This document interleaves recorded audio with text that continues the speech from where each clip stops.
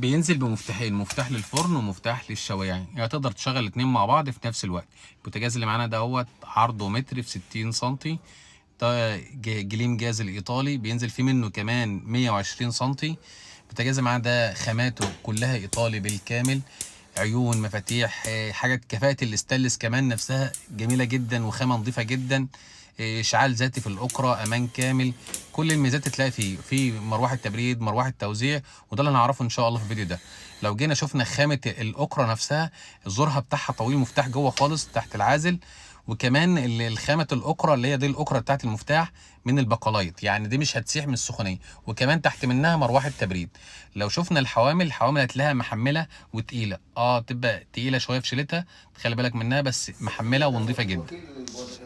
ده في السعوديه اللي هو الزقزوق ده، كان ماشي. الزقزوق والمدبولي كانوا اثنين شركاء، الاول اتفصلوا بقى الزقزوق بس دلوقتي. ده الزقزوق ماشي. بيجي طبعا زي ما انت شايفه كده اهوت، ادي الشوان بتاعه بيجي من حوالين الباب، والباب بتاعه بيبقى ضد الكسر، الجاز بيجي ضد الكسر زي ما انت شايفه كده، ماشي. في عندك مروحه توزيع بتشتغل مع الشوايه والفرن، يعني ممكن اشغلها دلوقتي مع الشوايه اهوت وتشتغل مع الشوايه. ده مفتاح وده مفتاح اهو، دي برضه كده نشغل اتنين مع بعض اهو. كده الفرن شغال والشوايه شغاله، صوانه كده اهيت، صاجه بيجي معاه شوايه، ماشي.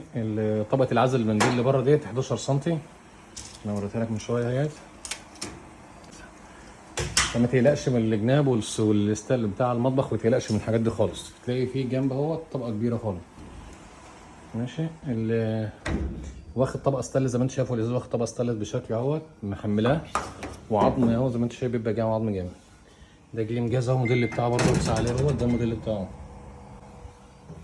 وفي حافظه تحت زي ما انت شايفه كده.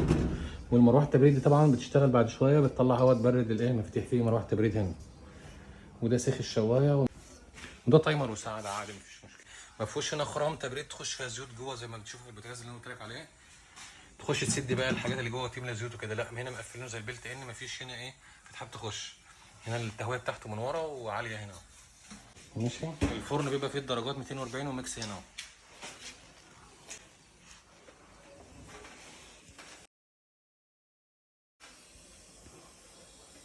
طبق ازاز، طبقتين ازاز، طبقتين ازاز،